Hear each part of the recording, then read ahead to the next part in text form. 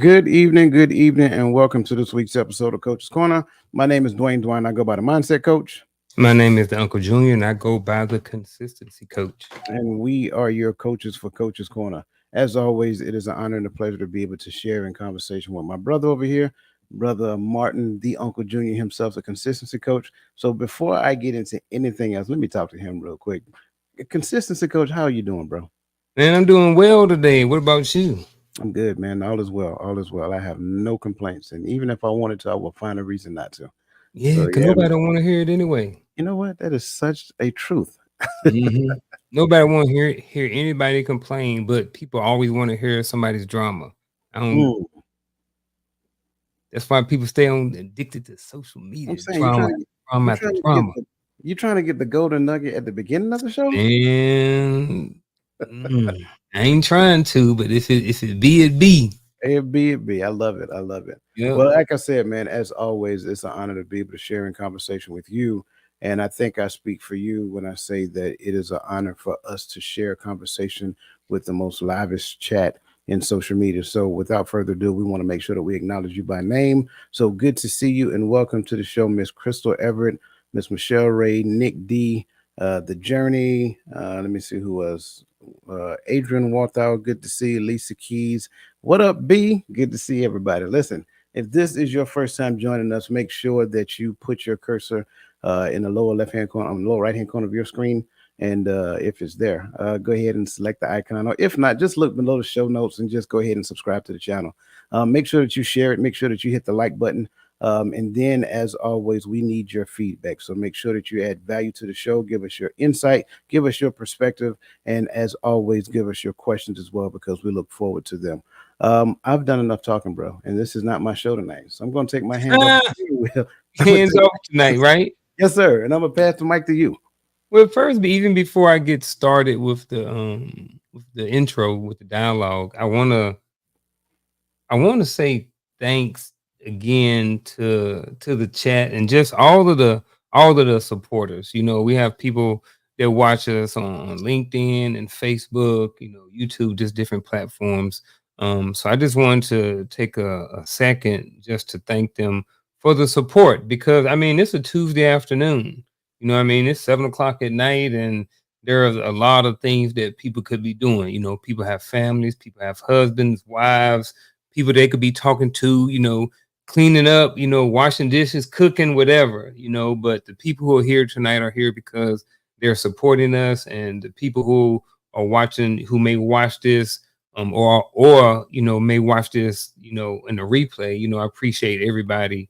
We appreciate everybody who tunes in and checks us out each week on Tuesdays and Thursdays. So, do people already know about the other one?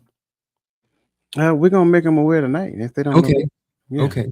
Yeah. I didn't know if you let the cat out the bag or not. So Oh, the bag, the cat done ran, and the bag is then thrown in the trash, and the cat just running freely, bro. Like pretty much okay. everybody know, but we still gonna plug it tonight as well. Yeah, absolutely. Absolutely. 'Cause I'm excited. And then the other part that I really didn't know about was the night before. So I'm glad I know about that now. I Yeah. probably would have found out if I'd have been on social media a little bit more. No, no, no, you good. I think I Yeah. announced it Sunday, and then I told you it was Sunday afternoon. Okay. So everybody found out right around the same time. Okay. Yeah. When you was on earlier, probably Sunday, I was cutting grass That's all right. to get the yard right. It There you go. rained and had 2 weeks off. Oh man, it looked good now. There you go. All right, but with that being said, let's get into it, man. So, first of all, welcome to today's show where we're going to talk about something that every leader will face at some point, leading through crisis, whether it is in your workplace, your community, or even at home. Moments of uncertainty and chaos can either make or break a team. As leaders, it is our job to be that steady hand when things get shaky. But here's the real challenge: how do we stay grounded ourselves while guiding others? Today, we're going to explore how the right mindset, consistency, and attention to mental health can equip us to build resilient teams that thrive under pressure. I am excited, along with Coach, to get into this discussion because we believe that leading through crisis isn't just about what you do in the moment. It's also about you. It's also about what you've been doing all along to prepare for these moments. We're going to talk about some of these lessons we've learned, some of the mistakes we've made, and how we can give others the tools or some tools that may lead to confidence no matter what is thrown your way. With that being said, Coach, I am excited to get into this conversation today.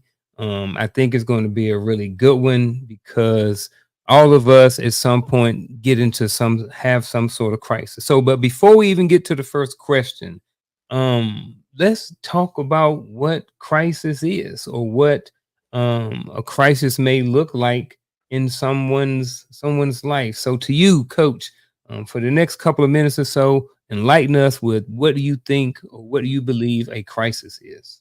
So I'm so glad you started off with this question about what is a crisis, because I think sometimes, a lot of times, people go through things and it may be problematic, but it does not necessarily classify as a crisis. Now, I understand that somebody is saying, well, it might be a crisis to me, even though it's not a crisis to you. And I do believe to a small degree that is an accurate statement. However, a crisis to me is something that creates turmoil, that creates such a degree of confusion within the space that literally has the opportunity to derail plans, to cause grave damage, or to literally set you back to such a degree that you need massive amounts of help. When we look at like events such as natural disasters, those are considered crises because at the end of the day, when they happen, they cost like millions of dollars to repair. It literally dislocates families from their homes. And in essence, it changes your life for a short period of time. And nine times out of 10, it's something that you will not forget for a very long time or just won't forget at all. So again, looking at what a crisis is, it's not just a problem. It is a problem that has the possibility to have grave damage, to literally excuse me, to literally distort what the foreseeable future can actually be based upon your current plan or based upon the plan that you previously had.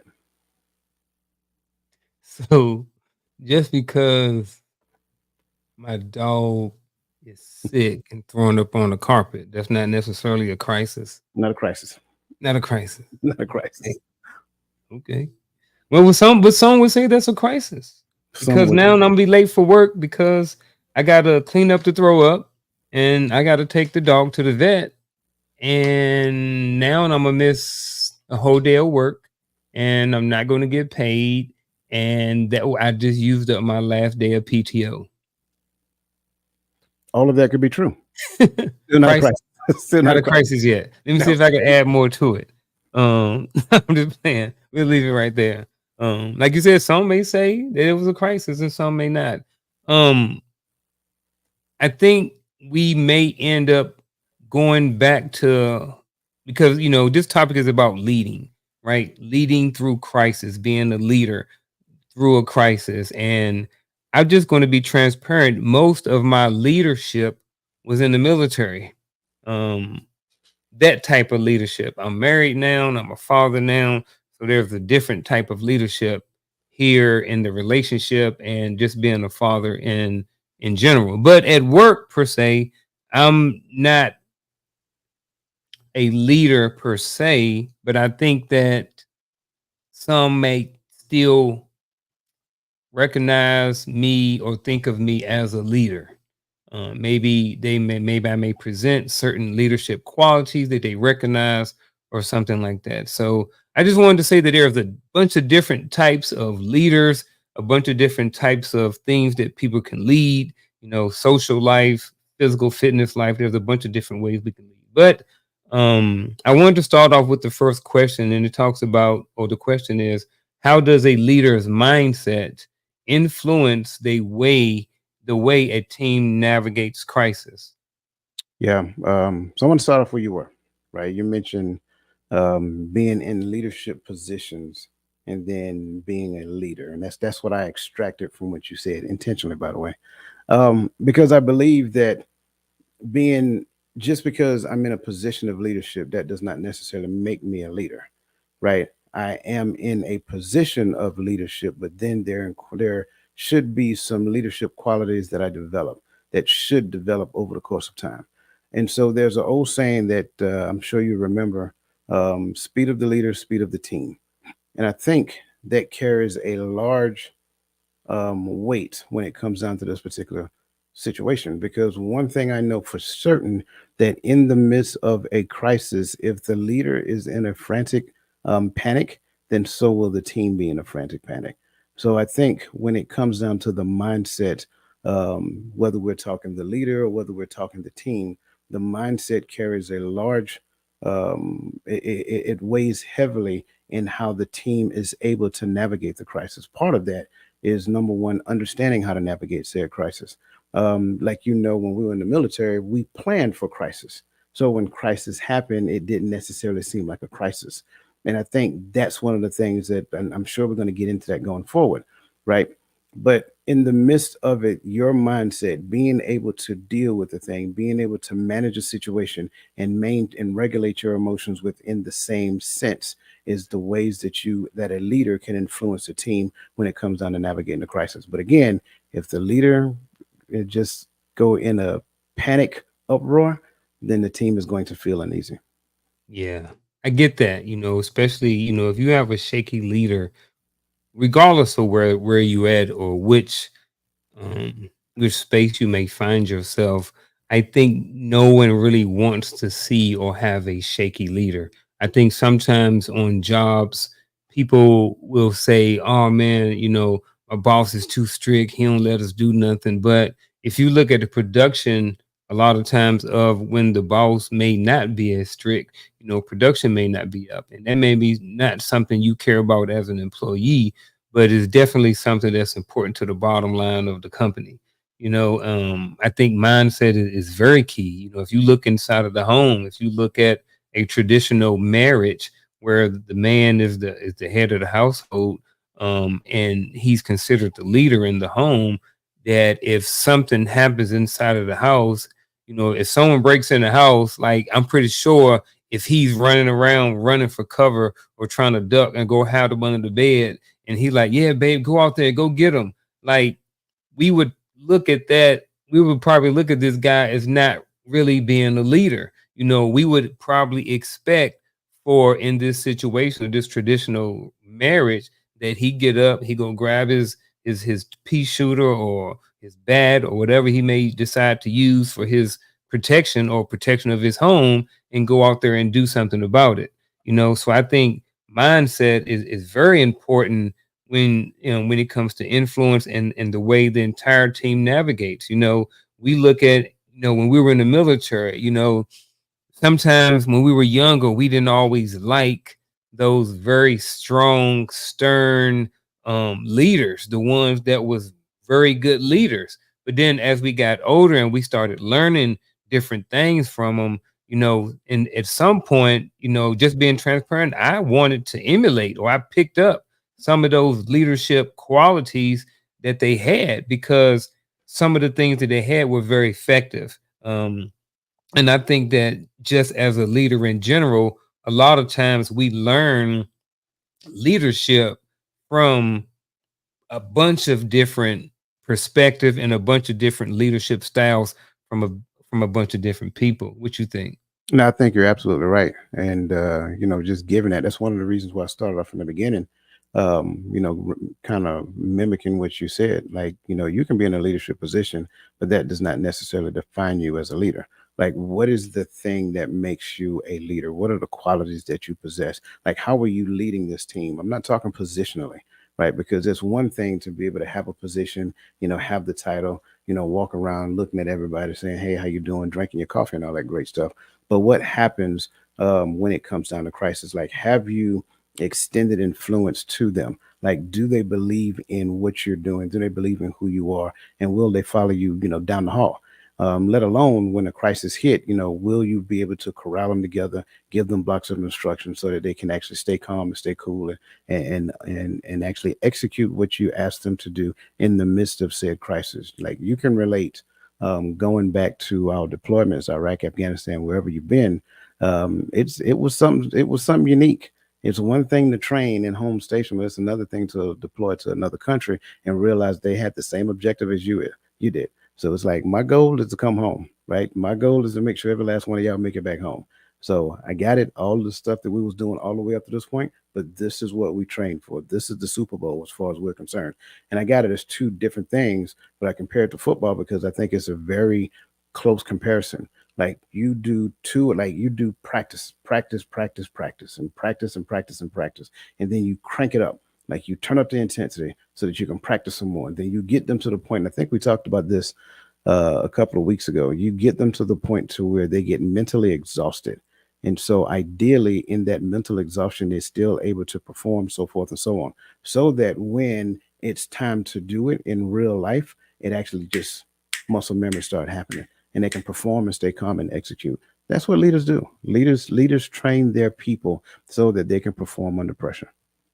Man, not only under pressure, but it sounds like you pretty much start segueing into the next question, because as leaders, there's always things that come up. There's going to be some things that we can't predict. There's going to be a lot of uncertainty, whether you're in a traditional job where you work in a 9 to 5, like people are going to call out, people are going to get sick, workers are going to get pregnant, people are going to have death in the family, people are going to have to miss work, people may get hurt at work, people may quit. There are a whole bunch of different things that's going to go on, if in those types of settings. If you own your own business, same thing. If you're self-employed, same thing. You get sick, you get pneumonia, you know what I mean? You break your leg and now you can't go out and survey homes. Like, there are a whole bunch of different things that can happen. And then when you look at it from a team aspect, I kind of want to know, in times of certainty, what are some of the key indicators that a team may be struggling mentally or emotionally, and how should a leader respond? This is a great question. And there's a couple of ways to look at it. Number one, is it a time of uncertainty for the entire team, or is it a time of uncertainty for an individual? Because you don't handle the entire team the same way you handle one individual. So let's look at the team for an example. If it's a Okay. moment of uncertainty for the entire team, 9 times out of 10, they're going to start fighting and bickering one another. That's one of the clear indicators. They're bickering back and forth because they're in that mental space. They're confused. They just don't know what to expect. They're frustrated. They're angry. All those different things. So what the leader has to do at that point, he goes in what we tend to call crisis management, right? And so now it's getting them together, huddling them up, trying to find out where the problem exists and coming up with ways to solve said problem in such a manner to where their delivery, their tonality, their posture is very calming and soothing to the people that they're leading. If it is an individual, the best thing to do is pull that person aside away from the team. You pull that person aside away from the team, take them in the office, have a conversation with them to find out, what's going on, and then you help that person come up with ways to mitigate said issue, like we talked about before. Maybe the dog did get sick. Maybe they took their last PTO the day before and they don't have any PTO. Next thing you know, their child is getting married next week, stuff like that. And so now they're all up in another, all in frenzy in their mind and stuff of that nature. So you sit them down and talk to them and help them come up with ways to solve their own problems. Again, every crisis is not a crisis. Some is just problem sets that need to be that need problem solving, which leads me to the point that everybody do not understand how to go through the stages of problem solving. So when they see a problem, they automatically assume the worst possible outcome, and that become the thing that they stick on. And remember, we talked a few weeks back about emotions. That subjective opinion that they have causes a physiological response inside of them, and then they express it externally. And that's generally what happened. So when we look at it, the team will start arguing. Some may withdraw from the team because they don't know how to process it. They don't know what to talk about. They don't know what to say. And then it just gets to the point to where, like within a team setting, they stop working together. That's another indicator. Like if your team is a team that have been working together, they work well together, whatever the case may be, and it appears that they're no longer working together, something's going on. Like you can walk in the room and you can feel the tension in the air. Something's happening. Yeah. And you made a whole bunch of great points. And, when I looked at this question, I didn't necessarily look at it from both sides, that, the team aspect of it and the individual aspect of it. So what I'm going to do is I'm going to try to meet you in the middle, right? And I'm going to go to a relationship, and specifically a marriage in a, I'm gonna say it again, a traditional home, right? Just be clear, a traditional home where there's a man and a woman, all right? Um, so in times of uncertainty, what are key indicators that the team is the husband and the wife in this, in my response, may be struggling mentally or emotionally, and how should a leader respond? So I will say some of the key indicators that the team may be struggling is distance, and that is physical and or emotional distance. You know, when the relationship starts becoming distance, when some of the things that you used to do you don't do anymore. Now, I'm not talking about relationships or marriages that evolve, and then certain things they used to do, like maybe when they were young, they used to go to the club all the time and get drunk, but now they don't do that no more. I'm not talking about that. I'm talking about, you know, at some point they used to call each other all the time, not necessarily even that, but they used to spend time together. They did spend intentional time together, going on dates, going out to eat and different things like that. And then now they stopped doing those things. I'm not talking about just because of life, like kids and work, but at the same time, things like kids and work, because in a relationship with the husband and the wife, you still have to be intentional about spending and being having that time together. So when, you know, someone's pulling back emotionally, that could be a key indicator. And when someone's pulling back physically, you know, y'all used to get busy on a regular basis and now y'all don't. It may be a sign, you know what I'm saying? For some people, that's a big sign. For some people, it may not be as much. The same thing with emotional. Every time you walk past her, you know what I mean? She used to touch your butt. Now she don't smack you on the butt no more, or vice versa. You know, so just little things like that that y'all may not do anymore could be some signs that there is someone struggling mentally or emotionally. So, what do you think about that? Don't good game me. That's all I'm saying. I don't come to me about some good game. No, we ain't doing that. We ain't doing that. It's our job to good game them. Yeah. Yeah, but we don't call it um. good game. We just call them Yeah. smack on the butt. Yeah. Yeah. No, I get that. I will also say that I don't, and this is just how my mind works. I do love your examples, but this is kind of like what I'm saying about crisis versus non-crisis. Now, I know it Hmm. doesn't say crisis on the question; it says Yeah. time of uncertainty, right? But then the question I would ask each person, like, why is it uncertain?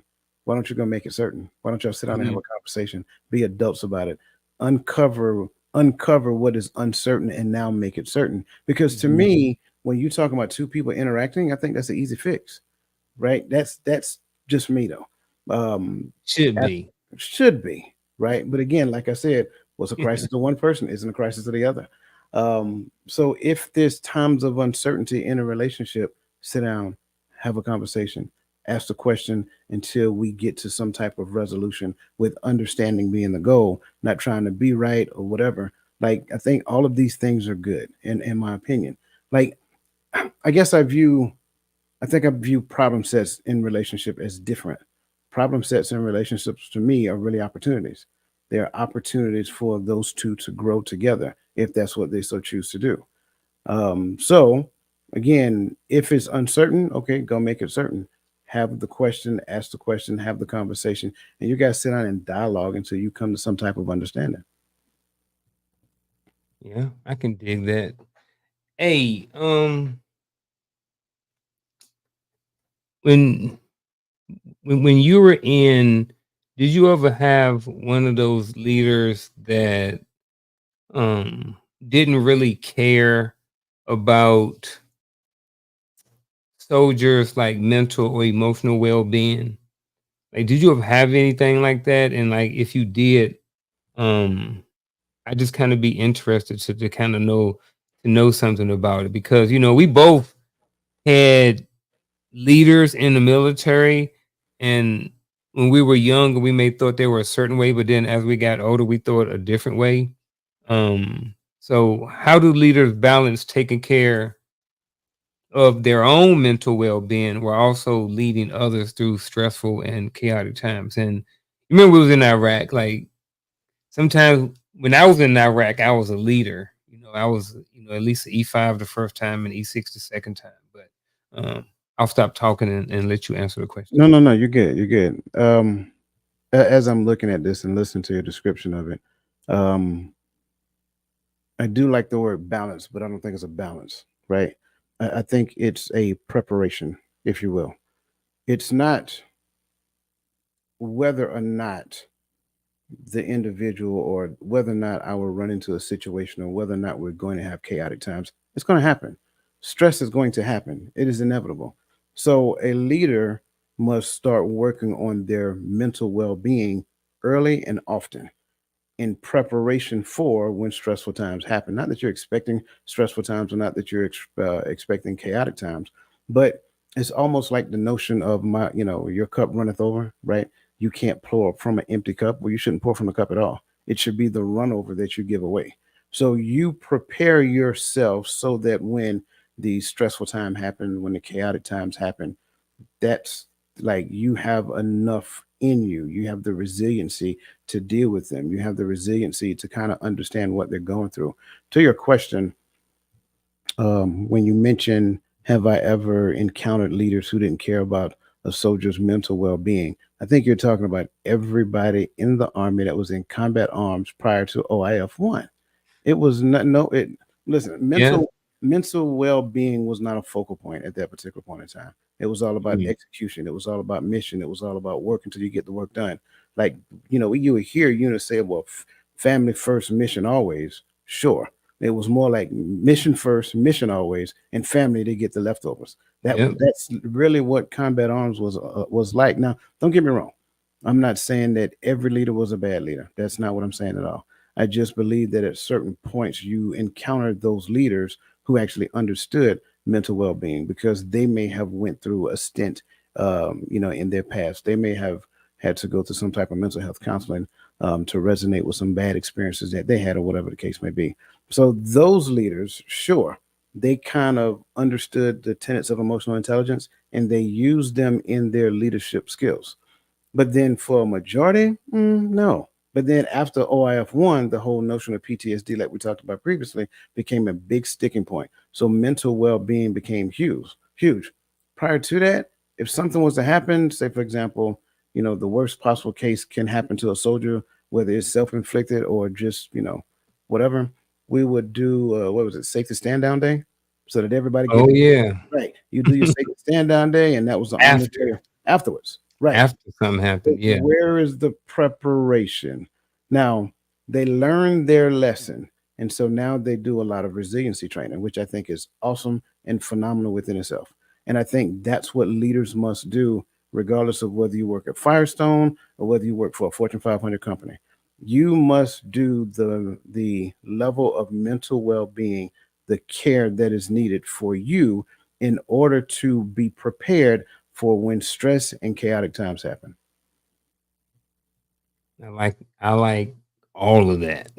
Um I I see and I can understand why you took the word balance out of there because, like you said, these things are inevitable. They're going to happen, and, I think it's very important for leaders to make sure, like you said, that they give from an overflow cup, that they take care of their own mental health. I think that's first. I think, especially when you're young, you don't necessarily know that. We were just young E5, we just going hard charging E6s a lot of time. We just going hard, hard, hard all the time. Just no off button, because that's what we thought we were supposed to do. And at the time, maybe that is what we were supposed to do. Maybe, I can't say that I didn't learn some valuable lessons being like that. I can't say that some of those things didn't help me prepare for Iraq and being deployed and different things like that, because it's really hard sometimes. I don't want to blast nobody out, but I've been to meetings where there were a room full of counselors, and for upwards of 30 minutes plus, you will hear a lot of talk about being over overexerted, right? And you would think as a counselor that we have the tools in order to deal with a lot of these stressors that everybody goes through called life. We have the tools. If you're a coach, if you're certified, if you're a counselor, you have all the tools. But it was fascinating to me to see how many people didn't use their own tools that they have. So, I've heard you mention before that, just having the information is not enough. You got to have the application that goes along with it. So, to this question, I think, first of all, like you mentioned, leaders have to first take accountability for their own mental health and well-being. You know what I mean? And I think then and only then can you really start to try to help out or deal with things when they come, when things are stressful and chaotic, because if not, you're gonna be like the other question, you'll be running around here with your head like chicken with your head cut off. You know what I mean? And that ain't good for a leader, because people are depending on you. When we take a platoon to Iraq for 15 months and you bring them back safely and everybody has all their fingers and toes, that's a huge accomplishment because there was a whole bunch of stuff that went on in those 15 months. There was a whole bunch of stressful times, a whole bunch of chaotic times, being mortared, being shot, going outside the wire, like all of these different things that's going on a regular basis, So you have to, as a leader, take care of your own mental health and your well-being and stuff like that. Especially if you plan on being in charge, because you're going to have a whole bunch of stressful and chaotic times. Can I add to that? Mm-hmm. Um, this is like a sore spot for me. Mm-hmm. What you just said, because you're absolutely right. Acquiring the information about a thing does not make you a subject matter expert on that thing. And if you are not a subject matter expert on that thing, you should not be trying to apply that thing to someone else. You practice only on yourself until you learn the lessons that you need to learn in the midst of doing that thing. I've, I've, I've observed, and I struggle with this. I've observed two things: somebody that gets some information and be like, I'm good. And they go run off to the hills. Like, they got their little piece, their piece of their pie and they want to run up to the top of the hill and eat it. But no, you got your piece of the pie. Now you need to sit down here so we can teach you how to eat the pie. But then you have those who get their piece of the pie, or they get a whole pie and then run around and try to gather people around so that they can share the pie. You're not ready to share the pie yet. You're not equipped to share the pie yet. That's a thing. And that's why I say this isn't a balancing act. This is something that leaders must do and practice on themselves. If they do not do that, then again, leadership is all about influence.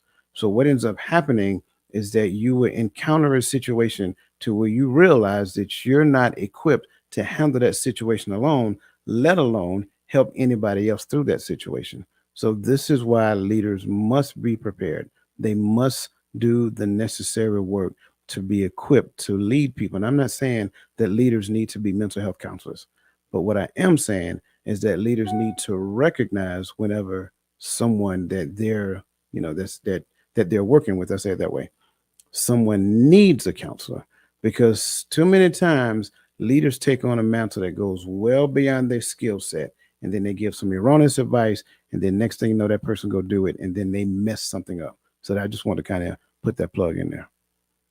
I appreciate that plug, and I need to know more. I know you talked about someone getting information.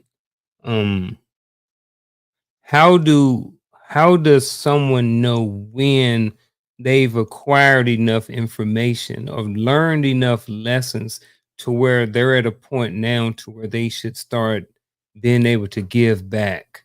Because honestly, the reason why I asked that is because I've struggled for a long time, um, especially when it came to starting, this podcast, in 3 years, almost 3 years ago in November. And it was like, you're not ready, you can't talk good, you don't have enough information. Who do you think you are? What makes you think that you have learned enough to where someone's going to listen to anything that you have to say? Yeah. So I didn't want to blow past that because I think that that's very important, especially since we're talking about leaders. Is that how do you know when you reach that point to where you can start giving back information that you've learned?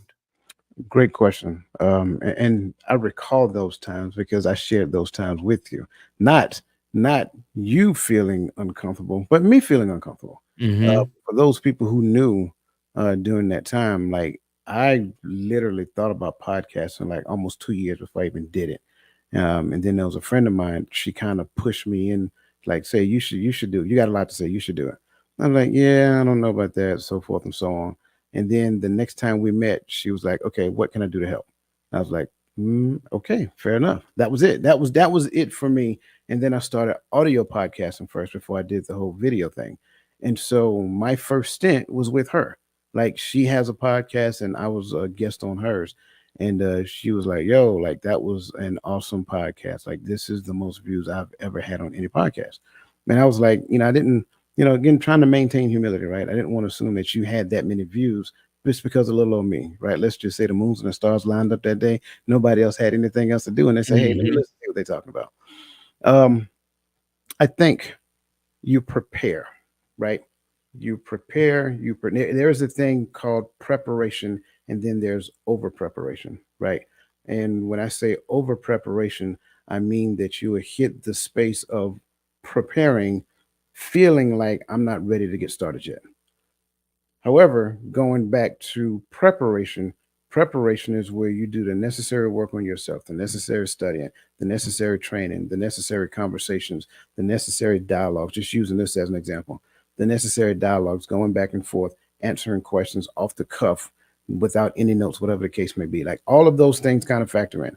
And I know somebody in the chat kind of hearing everything I'm saying right now because she gonna get hot on the 21st, right? Or they are going to get hot on the 21st. I'm sorry. So you do enough conversation back and forth, answering questions without notes before you. Like initially you have notes, but then you become so attached to your notes that your notes become a crutch. So then it's like, you know what? Forget these notes. I don't need any notes. Like I did all of my preparation, all the things I want to talk about prior to, and I'm just going to trust the process. And then eventually you just do it, right? And the key is that when you do it knowing that you've prepared adequately, understanding you're not going to feel like you're adequately prepared the first time you did it. That's the key. Because I can't speak for you, but I think what I'm going to say is going to sound very similar to you. You were hypercritical the first time you keyed that button and said go live. You probably was sweating, you was Mhm. nervous, you was like, man, you got up and your sweat was running down your back and all that stuff. And like, man, I hope that was okay. You know what I'm saying? It's like, and then somebody said, man, that was great. Like, what? Yeah, it was great. Oh, okay. So I think that's the key. Prepare. You have to prepare. You have to do the necessary work on yourself before you decide you want to influence somebody else. Again, leadership is influence, nothing more, nothing less. So when we're talking about podcasting, whatever the case may be, people who have these, in my opinion, they have a social responsibility. What is sickening to me is that I get to hear a lot of people talk about a lot of pointless stuff. Why? Why are we wasting our time talking about pointless stuff? I got a better one. Why are you wasting your time listening to pointless stuff? If you can't extract something from what you're listening to and actually apply it to your life, why are you wasting your time with it? Trash TV is still on. Go look at that. But I think going to the point which you mentioned earlier, people are addicted to drama. So if we're not Yep. discussing drama, then a lot of people don't want to get interested. Well, what Mhm. happens? The people who talk about drama, they practice drama. So because they've practiced drama so much, they are prepared to talk about drama without flaw or any reservation whatsoever. So it's all in the preparing to such a degree that what you do or is becomes somewhat muscle memory, and that's the key. And you got to get over that hurdle of when is the right time. There is no such thing as the right time. So as much as I love that questions look different for every person because Mhm. what the most important thing they got to regulate is themselves. I can't allow my emotions to interfere with the thing that I know I'm supposed to do. Therefore, emotions need to take a back seat, and then I need to engage this, prepare this, so that this thing is working, so that this thing can work as the way it's designed to work. Yep. I like it. I was going to add something to it, um, but I won't. I'll move on to the next question. So, with that being said, actually, wait, is there a question to the panel? How does mental well-being affect the foundation of a leader? You want to answer? Sure. Then I'll go. Um, I love this question. Well, First of hold all, on, real quick. First of all, thank you, Verlene McCoy, for the question. I appreciate you. yes, absolutely. I love this question, by the way, because I look at it as a dichotomy, but it's not a dichotomy. It is a spectrum, right? On one end, a person is not mentally well. I'll say it that way. Not to the extreme to where they need like some help, if you will, like being locked up on the fifth floor. But they're not mentally well, which means they have a lot of past experiences that they have not resonated with. So, therefore, as that leader who have not resonated with those past experiences, 9 times out of 10, what's going to end up happening is that they're going to project those experiences on their employees whenever that employee does anything that remotely reminds them of some of the things they've been through in the past. So if you have an employee, yes, the fifth floor, if you have an employee that talks too much and you don't like people who talk too much, if you have an employee who is needy and you don't like needy people, that becomes problematic for the leader. On the other end, you have the mentally well leader, and that mentally well leader not only have a necessary amount of patience for that employee or for those employees, but they also help those employees through certain times. But by that same token, they are assertive, and if they communicate effectively. But by that same token, at a certain point, they know when to cut it off. They know where to draw the line when it comes down to those employees who are either entitled or have no desire to be a part of the team. They're just there because they're there. They're trying to draw a check, and they're recluse to their own selves. So when you look at those two ends of that spectrum, leaders that exist anywhere in between in between those two will carry on some of those traits. You still have leaders who are patient because they've seen patience when they were growing up. They've exercised patience and all that other great stuff, but they still have some things they haven't dealt with. So now, when employees, the dog got sick, I need to take PTO. I'm texting you at 7:45 in the morning. I'm supposed to be at work at 8 o'clock, and all this other great stuff. The leader flies off the handle. Why? Because you knew what time you're supposed to be here. You knew all these things. Wait, calm down. Develop the situation and get a better understanding before you start reading that person their rights. Oh, I like that. Miss Verlene McCoy, how does mental well-being affect the foundation of a leader? First of all, great question, and I really like when I can pull an analogy out of a question. Right. So the word foundation. I'm going to my analogy for this is the foundation of a house or a structure or a building or anything else that you want to build. Right. That is the most important part of the house, of the building, of the structure. If your foundation is trash, your building is going to be trash. It's probably not going to hold up. And this can be a physical building, this can be a relationship building. Yep, just saying. Now, when I'm talking about the foundation, if you look at a foundation of a house, just if you do a slab, there's concrete and then there's some rhubarb or something like that inside of that, and then inside of the rhubarb is made up of a bunch of different types of metals and stuff. And then the concrete is made up of rocks and stones and sand and some sticky stuff that binds it all together. So not just that you have the foundation, but the foundation goes a little bit deeper. So I think when it comes to well-being is just one part of the foundation that is needed to have a solid foundation of a leader. Now, what I'm trying to say and what I'm trying to say is that I think that it is very, very, very important that this foundation is strong. And if it is not strong, it not only affects the leader, but it also can affect every subordinate that's up underneath the leader. And that's kind of sort of what Coach was saying earlier too. You know, if I'm coming in and I'm crappy all the time, then that energy is probably going to flow downhill. You know what I mean? If my mental health is jacked up, I can't teach my soldiers, I can't teach my subordinates how to work on their mental health, how they can deal with crisis or other things that they're going through. So the mental health, the foundation is so important, and it can affect your whole leadership style and your ability to be able to reach out and help your subordinates or be productive in the job or profession or anything that you're going through, even your relationship. And to that point, and I know we're getting a little long winded on this question, but to that point, you also got to realize where that foundation came from. Sometimes we, Yeah. well, not sometimes, Or where the directions from the foundation came from. correct. You should not still be using what I've been through as a child as an excuse when you're in a leadership position. I'm sorry. That goes out the door the minute that you decided to become a leader, whether you are a husband or whether you are a first line supervisor or whatever they've been through. Like those things you've been through, we're sorry they happened and they probably were just egregious. But by that same token, you got to find a way to resonate with those emotions and then get beyond that so that you can be better for the people that you're called to serve. Make no mistake about it. A leader serves the people that they work with.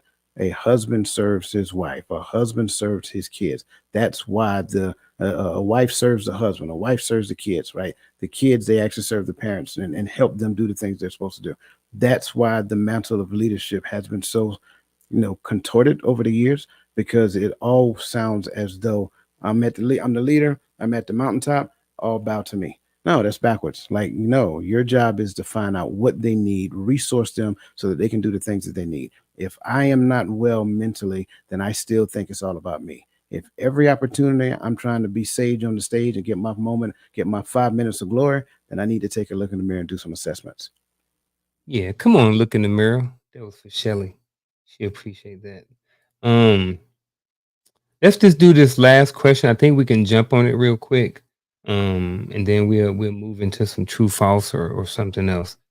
Um, what have been, and I'll even go first on this. What have been the most impactful lessons you've learned through crisis in your own life, and how have those experiences shaped your leadership philosophy? So, I would say one of the most impactful lessons I've learned is that um, stay prepared, right? There's always going to be something that happens in your life. So the more prepared you are, I think sometimes it's easier to deal with things when it comes to crisis. Now, how do we prepare for things?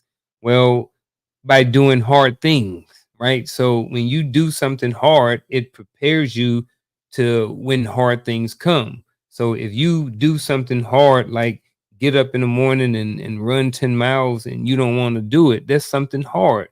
But if you continue to do that, when other things come up in your life, they may not be as hard or they may not be as challenging. So my response to this is stay prepared by doing things hard.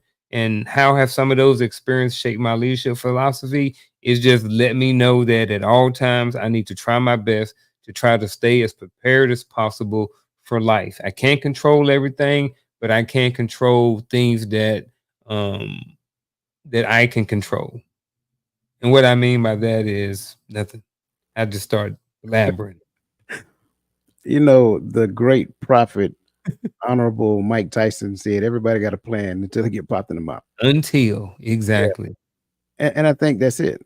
I think we mentioned one of them, deployment to Iraq, Afghanistan, whatever that looks like. Being married and, going through a divorce. That's another crisis, if you will. I think the lessons that you learn is that you weren't as prepared as you thought you were. And I think that's always the case because if you were prepared or as prepared as you thought you were, then it never would have been a crisis in the first place. So the lesson that you learned there is that I wasn't as prepared as I thought I was, but however, I learned some things about myself in the midst of this crisis. I learned that I lack in preparation in this arena. I lacked in preparation in this arena. So now, how does that shape your leadership philosophy?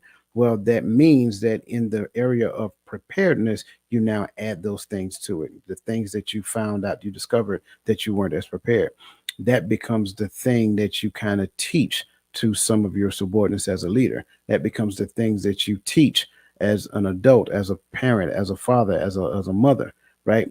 We should be teaching our children from the lessons that we learn, not trying to let them make the same mistakes that we make.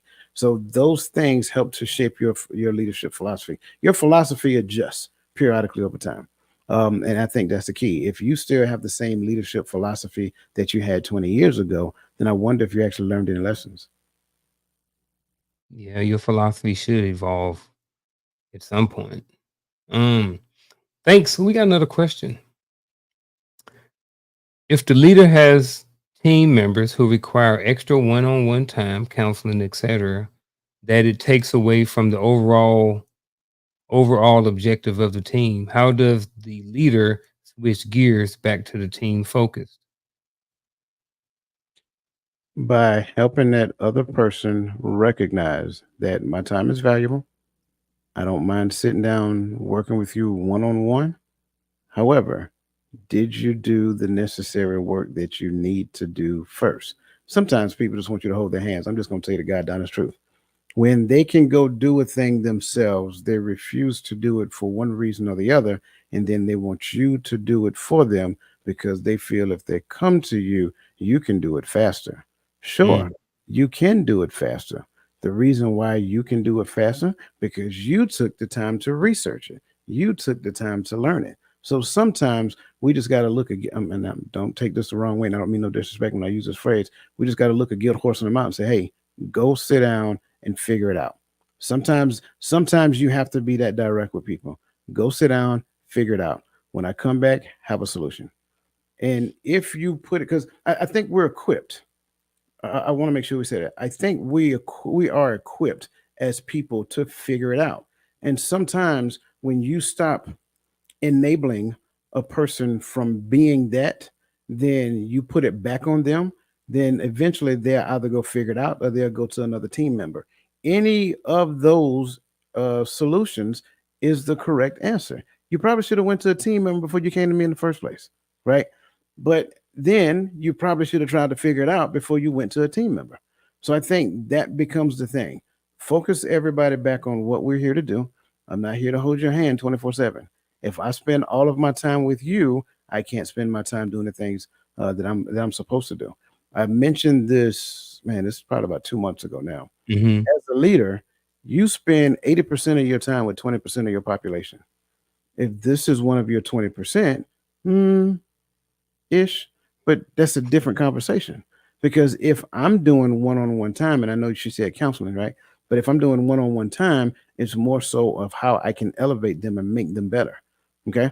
But if this one person is part of the 80% that I don't spend, part of the 80% that I don't spend 80% of my time with, then they need to go figure it out. Go see, go see Adrian. She is part of my 20%. Go see Adrian. Adrian can help you out with that. I got a meeting. I'll be back. And then I will talk with Adrian and see where, I'm saying, where she helped you out and what you were missing on it. So employ some of those leaders that you have on your team as well. I'm looking at this and I'm seeing for some reason, some self reflection. I'm looking at as a team member, why do I have, you know, a I'm thinking this more than one. I'm thinking this enough to where it's causing an overall shift in the objective of the team. So now I have to say, what's going on? Is something wrong with my leadership style? Not taking away any of that stuff or anything that you said, but it's like, at some point when we look at the data, if I'm having, if I got a platoon of 20 Joes and 10 of them always getting in trouble, is it something about my leadership style just causing this? I'm not saying that it is, I'm not saying that it's not, but what I am saying is that would be the leader that I am now, not the young sergeant, but the leader that I am now. That would cause me to look in the mirror and just to see if I can recognize anything in there that may be me that may be causing some of this. Not saying that it is, but there was just a different perspective on the question. I Um, do like that. But I would say that, and just looking at the question for face value, not reading into it, right? yeah. I would say for a leader to take that posture, they would be being hard on themselves. Uh, Mm, because again, a team member, if the leader has team members, okay, I missed the S there, team members who require one-on-one, one-to-one counseling time. Okay. yeah. So now I see it. And now I can see Yeah. it. Kind of like how many, if it's just one, that's different. Right. If we got 10, it might be me, just like Yeah. in education, if you got 20 kids and 19 of them failed a test, maybe you didn't teach it right, it may not be the teacher. It could be the 19, it could be the Yeah. 10 Joes, but at least it's a cause to at least to self-reflect just to see if there is anything there. Like I said, it may not be. Yeah. Um, No, I'm still looking at the question. Never mind. Let's move on. okay. True, false, true, false, true, false. What's the first true, false? We do about 4 of these. A leader should always have all the answers in the crisis. Doggone right. No, I'm joking. Oh, going right. He better. If not, Absolutely. I don't want him leading me. Well, I mean, obviously, I think everybody already know the answer to this question, but I would give them time to answer it, even though I kind of already gave it away. But I think the key here is that when we look at this word always, that kind of gives it away. Like it is impossible for you to have every answer there is under the sun. Some answers, a majority of the answers that you're going to need will come from the team. So, what leaders should do is empower their team to actually voice their opinions and things of that nature. So, the answer here, as people have already put in the chat, is false. There you go. Boom. Next, what we got? Consistency in leadership is more important than flexibility in a crisis. Or consistency. I'm waiting for some Waiting. answers to populate. What they I got? Let need me to look over see in at the chat. least two or three before I say anything. I'm looking. Consistency in leadership is more important than flexibility in crisis. Okay, there's one, there's two. I need one more. There's the third one, I think. Ooh, we got some difference. We got some We got truths and some falses. Yeah, we got some differences of opinion. That's okay. Okay. Mhm. So I got three already. So the answer here is false because False? yes, Okay. the answer is false. I kind of talked about it previously because everybody got a plan until they get hit in the mouth. A crisis is going to hit you in the mouth, right? So whatever your plan is, you're going to have to adjust. In fact, one of the tenets of leadership is mental agility, right? You have to be mentally agile in order to not stay so fixed to your plan that you can't see alternative plans in a way of accomplishing a mission. So false. But, however, comma, Hmm. now as you went through it, I think I might see why Adrian said true, right? Hmm. So at some point, at sometimes, regardless of what's going on, we got to stick to the plan. We got to remain consistent with whatever we said we was going to do. We said no matter what, we charging the hill. We ain't backing down. We going through the hill. So I can see how she may have um her perspective may have could have been the truth. Okay, Right. okay. Yeah. Right. And Yeah. again, to that point, sure, the overall end state Yeah. would still be the same, but Yeah. the way we get there is going to probably change about 4 or 5 times. Yeah. I don't doubt that. Yeah. Yeah. I get it. I get it. Next, please. Vulnerability in leadership can build stronger trust within a team.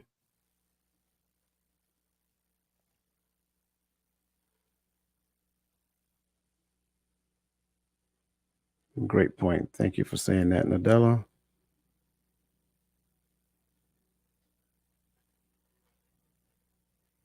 Can So we see get some truths. responses, three responses. There we go. So Mhm. the answer is true. Answer is true. All right, one more. Then we're going to slide over and do a couple of scenario questions. True or false? Leaders should prioritize their team's mental health over their own during a crisis. Ooh, Oh, this good one. oh, Lisa said true or false on the previous one. I like that. Ooh, very Lisa, interesting. if you don't mind, kind of give us a little feedback.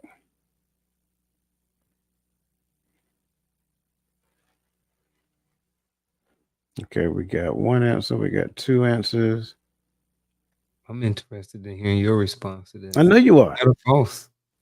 We got a Yeah. false. Doggone it, it's true and false. True and false.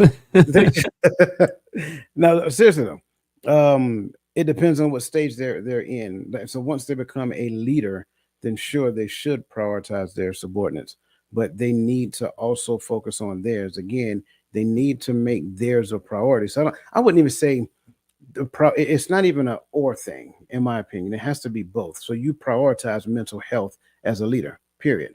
Not tie the mental health to the person. So if we say prioritize our subordinates over mine, I think that's kind of disingenuous. We prioritize mental health across the board to include leaders and subordinates alike. So if I had to pick one, I'm torn, but I'll be completely transparent. I would have to say false, because if I don't prioritize my mental health as a leader, there's no way in the world I can help my subordinates when it comes under their mental health. Yep, I get all of that. Um, Lisa also, in response to the other question, she says sometimes people can take your vulnerability as a weakness. Good point. All right, here we go. Next scenarios. Here we go. Here we go. The first scenario. Let me see if I can make this a little bit bigger. Ooh, not that big. There we go. All right. Personal life. You've just experienced a major life setback, whether it's a loss, a job loss, a failed business venture, or a personal disappointment. How do you lead yourself through this uncertainty while maintaining a resilient mindset and keeping your long term goals in focus? Very good question. So this kind of goes back to what I said previously. Like some things are not necessarily crisis. It's just a facet of living. Life setback happens to everybody. I don't care who you are. If you haven't experienced a life setback yet, just give time. So I think here one of the first things they need to understand is that it's okay, right? They need to regulate their emotions and not allow their emotions to drive the train. They need to go through the steps, the problem solving steps. They need to identify the problem, analyze the problem.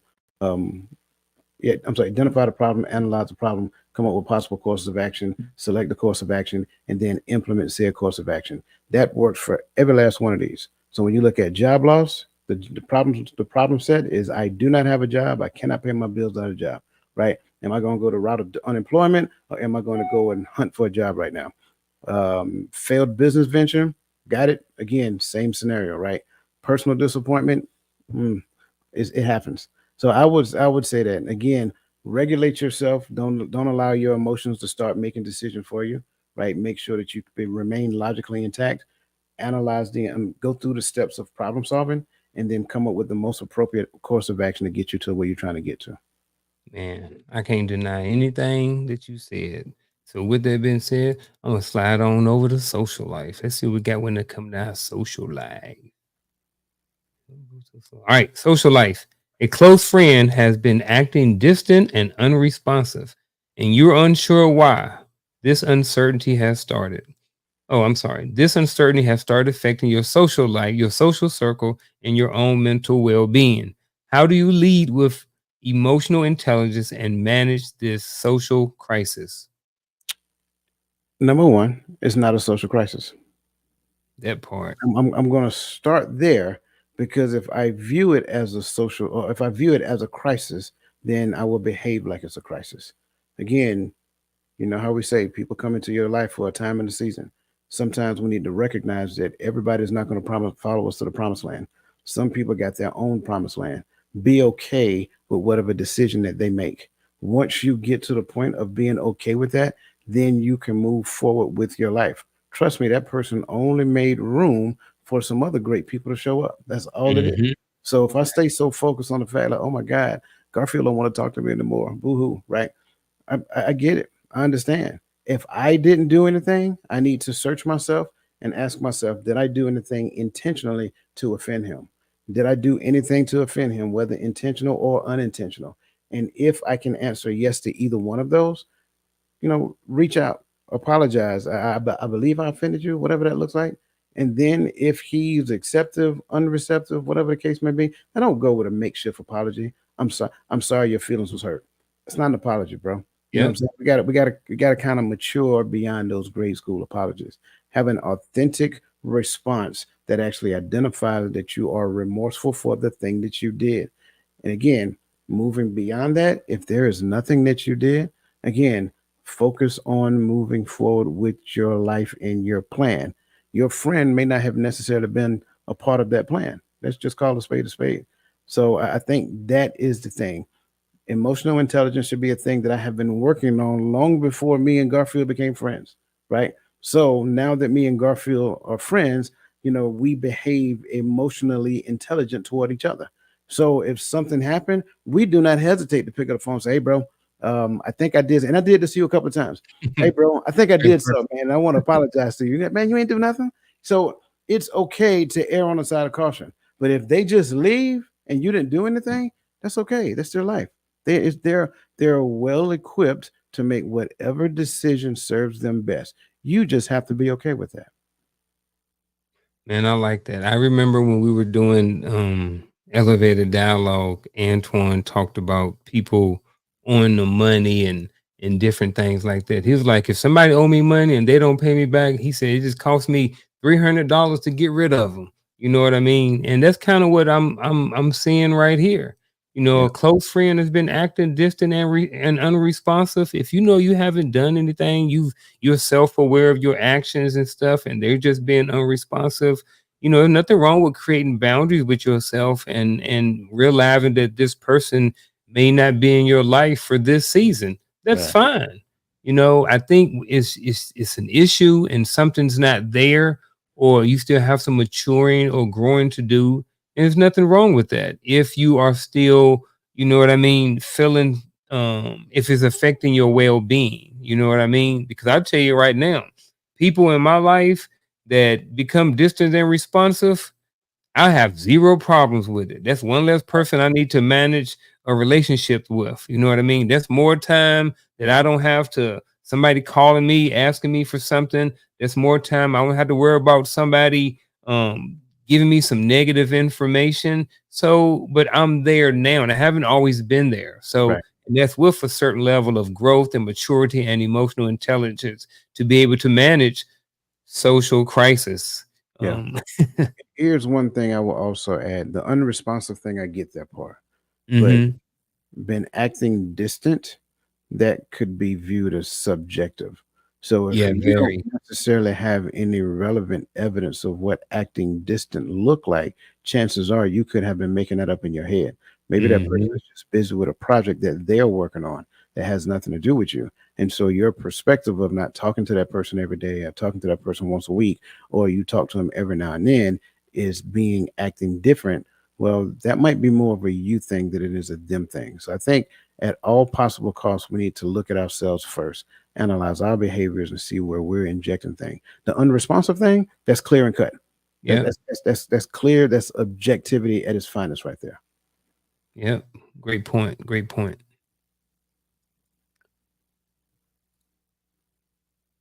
Thought I had a 151. Boom, there we go. Fitness and wellness life. You've been training for months for a marathon, but an unexpected injury sets you back. You're devastated and unsure how to proceed. How do you lead yourself through this personal crisis and stay resilient in your fitness journey? Oh my goodness. I'm laughing, and he know why I'm laughing, right? So may not be a crisis, right? And here's why I say that. Maybe it's just something that's happening that's making me aware of myself at this particular point in time. The sky's not falling. Maybe what I planned on doing, and when I planned on doing said marathon, maybe I can do the next one and allow myself to heal properly. So I think in this particular scenario, I just need to resonate that I might not necessarily be ready for this one, but I can do the next one and be okay with that. Like, I think sometimes we're a little hard on ourselves. Sure, this is my plan and I want to stick to it. And this kind of goes back to what we talked about really earlier. This is the mental agility piece. The plan is still to do the marathon. I may not do the one next month, but I do the one in December if there's a marathon in December or in March, whenever the next one is, right? So give myself some time to heal.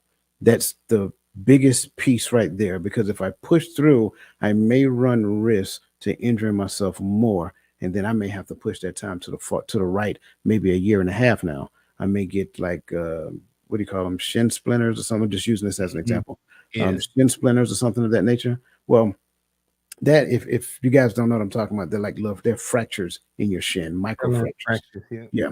Yeah. And so that can take a longer time to heal than, let's just say, it feels like I'm bruised or something of that nature. So give myself the appropriate amount of time, the appropriate amount of rest, and then work on this and don't be so hard on myself.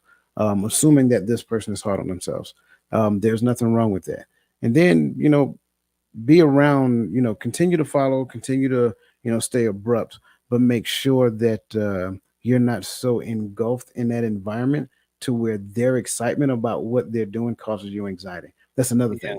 It's like, say, for example, I was trying out for the high school football team and I got cut from the high school football team, but all of my friends on the high school football team, and then I hang out with them and I'm hearing them talk about practice. I'm hearing them talk about their weightlifting time. I'm hearing them talk about the game and all kind of stuff like that, and I start feeling down because I can't participate in that. So we got to be careful. There has to be a balance to where my mental well-being is just as important as my physical well-being.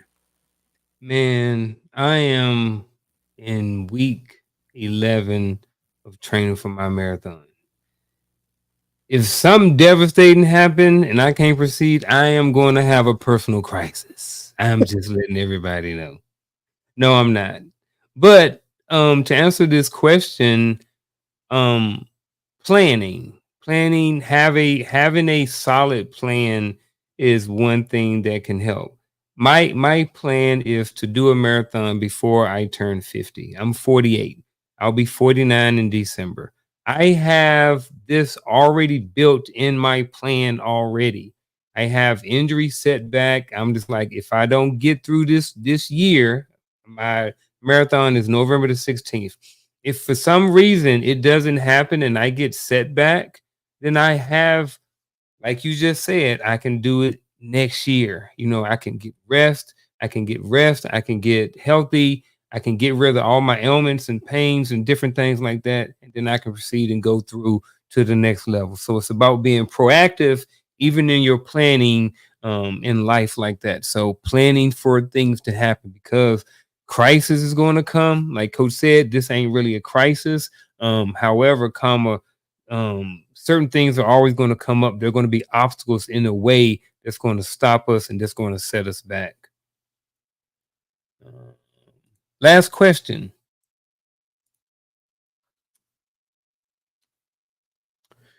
Love life. Here we go. The four pillars of me. All right. Love life. You and your partner are going through a rough patch and it feels like you are constantly on edge. Work pressures are mounting and you find yourself shutting down emotionally. How can you lead your relationship through this crisis while maintaining your own mental health? We've talked about this so much already, huh? Yeah. So a lot of unknowns in this one again. Mm-hmm. I need to understand what rough patch means, right? Mm-hmm. Um, Subjective again. right. Rough patch could just simply mean that we're not talking, and we kind of talked about that previously. Mhm. Rough patch could simply means that I'm not in the mood. She's not in the mood. Rough patch could simply mean that the in-laws are intruding in our marriage, or whatever that looks like. It feels like you are constantly on edge. So again, defining what that constantly on edge looks like. I think the first thing that everybody needs to do is take their feelings and point it back to themselves. Whatever it is that I am feeling, look in the mirror and say, how am I contributing to this? Like, what is this feeling trying to tell me about me? It could be that I'm feel this way because I don't like this scenario. Okay, great. So if I don't like this whole scenario, and I'm not talking work yet, but if I don't like this whole scenario within our relationship, What did I do to contribute anything to this? Anything. And if I can identify 5% of the situation is on me, then I correct the 5%. And then I should also be open and transparent and say, look, I kind of identified that I've done something. And this is the thing. And I'm going to call it by name. This is the thing that I've done. And so I want you to understand that I recognize that things are not like they were. I recognize this thing and I am going to change the thing. I think the biggest mistake we make in relationships is number one, we don't necessarily understand boundaries, so we don't have clear set boundaries, and because we don't have clear set boundaries, we don't necessarily enforce or reinforce boundaries. And because all of these things exist, what we end up doing is, like somebody said in the chat earlier, that we end up pointing the finger at one another. Well, you didn't do this and you didn't do that and you didn't do this and you didn't do that. Well, but what didn't I do? How did I contribute to that? Let me fix that first. If I can't see anything that I did, nothing that I did, if I can't see it, then I go to the other person and ask them the question, open and honestly. Okay. Hopefully that can start dialogue, because I'm not going to point the finger at you. I'm going to request information about me from you. Since we live together, you know me better than anybody else. So I think that is a great way to start the conversation, get the conversation going back and forth. And then we can get to the point of getting a better understanding, moving closer to harmony within the home. Work stuff is work stuff. Work stuff stay at work. Don't bring work home. I don't care how busy you are at work. If I can't get it done between the hours of 8 and 5, it'll be there tomorrow. When I start bringing work home, what I'm now saying is that work is more important than my family life. Well, work pays the bills, sure. But at the end of the day, you can, again, like we talked about the other day, you can get another job, pay the bills, maybe another job that pays about the same amount, not about the same amount, and not so demanding as this one. So I think separating work and life is two things that's important to do, and then focusing my energy on the most important relationship that I have. It's not work; it's my spouse. Yeah. It's a lot going on in this, a Hmm. lot of unknowns, like you said. You and your partner are going through a rough patch and it feels like you are constantly on edge. Well, if you feel like you're constantly on edge in the relationship, then there's probably some stones that haven't been overturned. There's probably some underlying things that's going on that you guys haven't effectively communicated about. When it comes to the work pressures are mounting and you find yourself shutting down, if you find yourself shutting down emotionally, then that's something that's going on with inside of you that you need to figure out what's going on and address it, and then fix it. Um and how can you lead your relationship through crisis while maintaining your own health? Well, the first thing you have to do is maintain or get your mental health under control. Like we mentioned earlier, you can't lead if your mental health is all jacked up. If your foundation, like someone asked in the question, is jacked up, then it's going to be hard to lead. So it's very important that you get your own mental health under control in your relationship. Do certain things, have effective communication throughout your relationship. Make sure you spend time working on your own mental health so that you can help the rest of the people on the team and the other person in the relationship. Like I said, if your mental health is jacked up and you excuse me, and you have a partner and you guys are somewhat close, then they're going to be able to sense and see some of these things anyway. So it's no use just sitting on it. Have a conversation and talk about it instead of walking around on eggshells and walking around on edge all the time. So Yeah, and if you were on TikTok with us, I think it was Sunday. I said this, when we hmm start looking at shutting down emotionally, like hmm any version of shutting down that's called, you're getting to the point of stonewalling. Once stonewalling become a part of what you do, it is a predictor of a failed relationship. If you are married, somebody is getting ready to file paperwork shortly afterwards. That's what hmm stonewalling does. Lastly, how can you lead your relationship through this crisis while maintaining your own mental health? By throwing yourself on the altar of the relationship. there you go. Man, that's what I'm talking about. Hey man, with that being said, look, we're not going to do actionable advice tonight. Instead, what we're going to do is we're going to kind of wrap up this show. And then for those of y'all who have tuned in, we're going to hop over on TikTok in a few minutes. We're going to take about a 5 minute break or so, and then we're going to hop over on TikToks. And while we over there, what we're going to do is just we're going to have an Ask Coach session. So just come on there if you have any questions or anything like that that you want to ask us, either about our show, either about upcoming shows, either about questions that you may have wanted to ask, whether on this show or other episodes or anything like that. We encourage you to come on over and to be part of the conversation. Who knows what question we get asked that's going to lead to a more insightful conversation. So, again, we're not going to do actionable advice tonight. Coach, what is it that you may want to say before we slide on over to TikTok? Number one, I thoroughly enjoyed this conversation, so thank you. And secondly, greatly appreciate everything that you guys were putting in the chats. I was trying to read them and respond as I possibly could, but you guys were just, I mean, spot on. Some of your statements and questions were just valuable. So we want to thank you. Reminder: Friday, the Hearts of Men podcast, 8 p.m. Nothing this Saturday, but next Saturday is the premiere of the Hearts of Women. That's going to be that's going to be 10:30 on Saturday morning. The Friday before is going to be a joint podcast with the Hearts of Men and the Hearts of Women. So again, come on out, hang out, participate, add insight, add value. Miss Lisa Keys on here. She is the point of contact. I am hands off as best I possibly can, uh, unless she comes to me and says she needs some help with anything. But other than that, it's an all women panel, just like we have on Friday nights. And again, it's just like we do. We don't focus on just men. We just focus on the conversation through a male perspective. So I want to make sure I say that. And I think that is important that we understand. We should never have, in my opinion, we should never have segregative things unless we're training. So I will never host a all male thing unless it's a training session for men. But if I have a panel of men, trust and believe it's going to be open to everybody, man, woman, and child. Bring your dogs and cats and all that great stuff.